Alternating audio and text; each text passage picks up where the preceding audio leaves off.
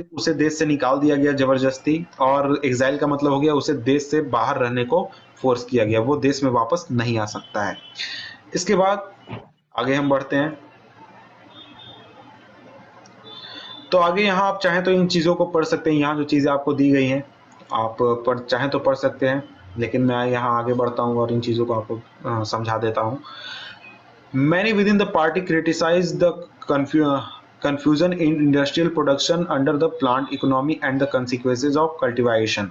तो पार्टी के अंदर भी बहुत सारे लोग जो थे वो इस इंडस्ट्रियल प्रोडक्शन प्लांट इकोनॉमी के अंदर जो हो रही थी उसको लेकर काफ़ी ज़्यादा कंफ्यूज थे, और उन्होंने काफ़ी ज़्यादा क्रिटिसाइज भी किया था गवर्नमेंट को, और कलेक्टिवाइजेशन के जो कंसिक्वेंसेज आए थे उसको लेकर भी काफ़ी ज़्यादा परेशान थे।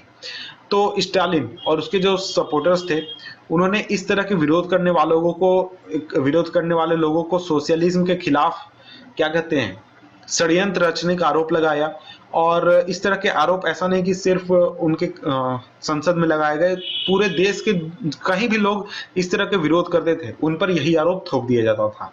1939 तक यानी 1939 तक करीब 2 मिलियन लोग यानी 20 लाख लोगों को जेल में डाल दिया गया या फिर लेबर कैंप्स में डाल दिया गया। तो लेबर कैंप्स क्या होता है ये मैं उतना क्लियरली नहीं बता पाऊंगा, लेकिन लेबर कैंप्स होता है कि जहां पर लोगों को रखा जाता है, सजा याफ्ता लोगों को, या फिर पॉलिटिकल में, जैसे आप नॉर्थ कोरिया में जाएंगे, नॉर्थ कोरिया में आप जानते हैं तानाशाही, वहां पर लेबर कैंप्स होते हैं कि अगर आप सरकार का विरोध करेंगे या फिर उस तरह के कुछ काम में आप लिप्त होंगे तो आपको लेबर कैंप्स में डाल दिया जाएगा और आपको काफी वहां पर प्रताड़ित किया जाएगा। तो इस तरह के कंडीशन में लोगों को डाल दिया जाता था। लेकिन बात यह है कि इसमें ज्यादातर लोग जो थे वो क्राइम से इनोसेंट थे, बहुत ही सीधे साधे लोग थे। बट बात यह थी कि उनके लिए कोई बोलने वाला नहीं था, उनके लिए कोई बोल नहीं सकता था। उनमें से ज्यादातर लोगों को फोर्स किया गया कि वो अपने कन्फेशंस मान ले, यानी उन्होंने कोई अगर सजा कोई गलत काम किया भी नहीं है तो उन्हें फोर्स किया गया कि वो इस काम को मान ले कि हाँ उन्होंने ही किया है, क्योंकि उनको इतना टॉर्चर किया जाता था और उन्हें बहुत ही परेशान किया जाता था, और उन्हें बाद में एग्जीक्यूट भी कर दिया जाता है यानी मार भी दिया जाता था।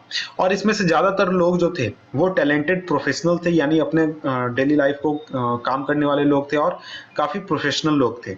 इसके अलावा देखिए ये जो लेटर्स लिखे गए, ये वाला लेटर और नीचे जो ये लेटर है इसको भी आप पढ़ सकते हैं अपनी जानकारी के लिए। अब हम आगे बढ़ते हैं। आगे हमारा the global influence on the Russian revolution and the USSR, यानी जो रशियन रिवॉल्यूशन था उस पर पूरे ग्लोब का क्या इन्फ्लुएंस पड़ा और यूएसएसआर पर उसका क्या इन्फ्लुएंस पड़ा। तो देखिए जो सोशलिस्ट पार्टीज थी यूरोप में उन्होंने पूरी तरह से तो बोल्शेविक सरकार का समर्थन नहीं किया, जिस तरह से उसने सत्ता को अपने हाथ में लिया था और उसे जिस तरह से वो चला रही थी। लेकिन जो वर्कर्स स्टेट, जो सोशलिस्ट की एक बेसिक आइडियोलॉजी है कि कमजोर लोगों के हाथों में सत्ता, इस तरह की जो बात थी, वर्कर्स स्टेट सब जो है उन्होंने लोगों के इमेजिनेशन को अक्रॉस द वर्ल्ड यानी पूरे वर्ल्ड में काफी ज्यादा फायर किया, काफी ज्यादा उन्हें इंस्पिरेशन दिया। बहुत सारे कंट्रीज में कम्युनिस्ट पार्टीज बनाए गए, जैसे communist party of great Britain, India में बनाया गया कम्युनिस्ट पार्टी। और जो बोल्शेविक थे वो कॉलोनियल पीपल, यानी जितने भी कंट्रीज में कॉलोनीज बनाए गए थे आपके क्या कहते हैं ब्रिटेन द्वारा, फ्रांस द्वारा और भी लोगों द्वारा, उन लोगों को कहा कि आप भी इस तरह के एक्सपेरिमेंट ट्राई कीजिए, इस तरह के चीजें ट्राई कीजिए ताकि आप भी आजाद हो सके या फिर आप भी खुद का देश बना सके। तो बहुत सारे नॉन रशियन जो थे यूएसएसआर के बाहर के रहने वाले, उन्होंने पार्टिसिपेट किया conference of the people of the east, यानी 1920 में ये ऑर्गेनाइज किया गया, तो उसमें पार्टिसिपेट किया गया। और बोल्शेविक फाउंडेड कॉमिंटर्न, एक इंटरनेशनल यूनियन था प्रो बोल्शेविक सोशलिस्ट पार्टी का, उसमें बहुत सारे लोगों ने पार्टिसिपेट किया। और बहुत सारे लोगों को यूएसएसआर की communist university of workers of the east में उन्हें एजुकेशन दिया गया कि किस तरह से सोशलिस्ट आइडियोलॉजी चलती है, किस तरह से लोग इसके साथ आते हैं, इन सभी चीजों पर उन्हें सपोर्ट दी क्या कहते हैं एजुकेशन दिया गया। सेकेंड वर्ल्ड वॉर शुरू होते होते तक तो जो यूएसएसआर है उसने पूरे वर्ल्ड में एक सोशलिज्म को एक चेहरा दे दिया था, एक बहुत ही स्ट्रॉन्ग आइडियोलॉजी होकर वो एक उभरी थी और उसका एक वर्ल्ड स्टेटस बन चुका था। और लेकिन 1950 आते आते तक आगे हम पढ़ते हैं, इसको मैं क्लीन कर देता हूँ फिर आगे पढ़ेंगे। Yet by 1950s, it was acknowledged within the country that the style of government in the USSR was not keeping with the ideal of the Russian Revolution. तो देखिए 1950 तक लोग ये मानने लगे थे कि रशिया के अंदर ही कि जो गवर्नमेंट बनी है, ये गवर्नमेंट यूएसएसआर में जो बनी है, ये रशियन रिवॉल्यूशन के आइडियोलॉजी को ही पूरी तरह से फॉलो नहीं करती है. In the world socialist movement to it was recognized that it was not well in the Soviet Union. तो पूरे वर्ल्ड में भी जो सोशल मूवमेंट्स हो रहे थे उसे उन्होंने मान लिया कि देखिए जो सोवियत यूनियन में जो चीजें हो रही है वो उतना ज्यादा सही नहीं है, उतना ज्यादा अच्छा नहीं है. तो a backward country had become a great power, its industry and agriculture had developed and the poor were being fed. यानी एक जो गरीब देश था, बहुत ही गरीब देश, वो एक ग्रेट पावर बनकर उभरा था. इंडस्ट्रीज और एग्रीकल्चर वहाँ के डेवलप हो रहे थे, जो गरीब लोग थे उन्हें खाना मिल रहा था. और लेकिन यहाँ पर बात यह कि इन सब चीज़ों के बावजूद जो यूएसएसआर था वहाँ पर लोगों को एक बेसिक चीज़ नहीं दी गई थी और वो था फ्रीडम. उन्हें लोग क्या कहते हैं, आज़ादी नहीं थी. जैसे कि आपने ऊपर देखा कि जो लोग सरकार का विरोध करते थे उन्हें जेल में डाल दिया जाता था या फिर सजा दे दी जाती थी या फिर लेबर कैंप्स में रखा जाता था. तो हम कहाँ से कह सकते हैं कि वहाँ पर लोगों को फ्रीडम मौजूद प्राप्त था, उन्हें आज़ादी प्राप्त थी.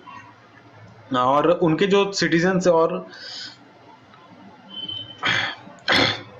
जो डेवलपमेंट पॉलिसीज अपनाई गई हैं सरकार द्वारा वो सभी रिप्रेसिव पॉलिसीज के साथ आई हैं. यानी लोगों को जबरदस्ती कर लोगों को फोर्स करके इस तरह से चीजें की गई हैं. और 20th सेंचुरी खत्म होते तक जो इंटरनेशनल रेपुटेशन था यूएसएसआर का एज ए सोशलिस्ट कंट्री वो काफी ज्यादा डिक्लाइन हो गया, क्योंकि इसके मुकाबले though it was recognized the socialist ideal still enjoy respect among its people. लेकिन इसे माना गया कि जो सोशलिस्ट आइडियल्स हैं वो काफ़ी ज़्यादा रिस्पेक्ट उसे आज भी दिया जाता है. कि आप इंडिया में भी लोगों को देखेंगे जो कि सोशलिस्ट आइडियोलॉजी को रिस्पेक्ट करते हैं, फॉलो करते हैं. लेकिन हर एक कंट्री में सोशलिज्म का आइडियोलॉजी वो एक अलग तरीके से सामने आता है या फिर एक अलग तरीके से दिखता है. वो बिल्कुल वही रशिया वाली आइडियोलॉजी फॉलो नहीं करते. वो अपने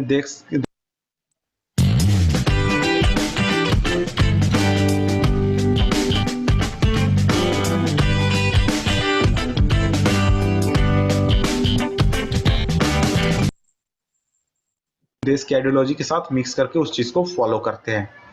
तो अब हम आगे बढ़ते हैं. सॉरी, यहाँ पर देखिए आपको कुछ लेटर्स लिखे हुए हैं writing about Russian revolution in India. तो इसको आप पढ़ लें, आपको नॉलेज देने में ये काम करेगा. इसके बाद एक लेख लिखा हुआ है यहाँ पर भी, रविन्द्रनाथ टैगोर ने कुछ लिखा था 1930 में, वो भी आप पढ़ सकते हैं. और यहाँ पर हमारा होता है चैप्टर खत्म. तो इस चैप्टर